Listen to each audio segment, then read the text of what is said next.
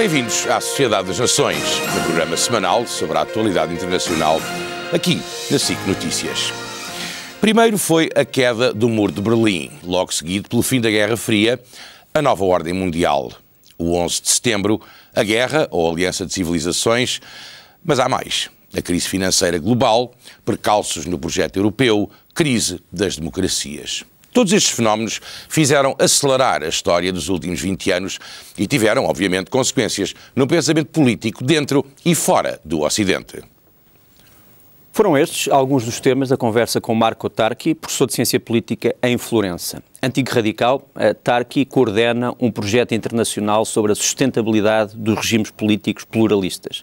Comecei por lhe perguntar se, depois de tantos anos em que nos falaram do fim da história e do crepúsculo das doutrinas políticas, continua a fazer sentido falar do fenómeno de ideologia. Je pense que si on le considère dans le sens le plus strict du terme, c'est-à-dire si on essaye de le comprendre à la lumière des acquis de la science politique, ce mot continue à avoir une signification. Si on le considère comme un système de croyances qui sont entreliées et qui confèrent un sens aux événements, donc qui essayent d'organiser à partir d'une vision du monde l'interprétation des dynamiques de la réalité.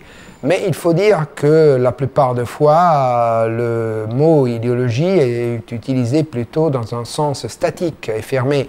Alors en ce cas-là, ça devient une doctrine de foi, c'est une sorte de sécularisation de croyances religieuses et ça n'aide pas trop la connaissance. Donc je pense qu'il faut plutôt le reprendre dans le sens dynamique qui lui est propre. Vous parlez de néoconservateurs américains.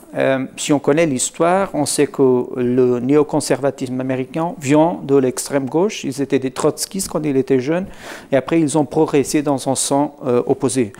Il y a des auteurs, par exemple Olivier Roy, qui parlent d'eux-mêmes avec des gens qui viennent des extrêmes, de l'extrême droite et de l'extrême gauche. Ils passent au radicalisme islamique.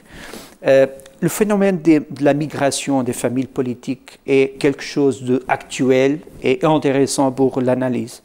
Ça s'est un peu toujours passé, surtout au cours du XXe siècle. On a pu enregistrer une quantité d'épisodes. On peut penser par exemple au fait même que certains phénomènes comme la naissance et l'éclosion de mouvements fascistes qui ont été depuis classés comme des mouvements, en quelques cas de régimes d'extrême droite, a commencé avec la conversion de personnages qui avaient fait leurs épreuves et leur formation à l'extrême gauche ou à la gauche. Le cas de Mussolini est bien connu, mais on en a quand même Doriot et Déa en France, et il y a une quantité vraiment énorme de personnages. Et il y a toujours donc eu des changements.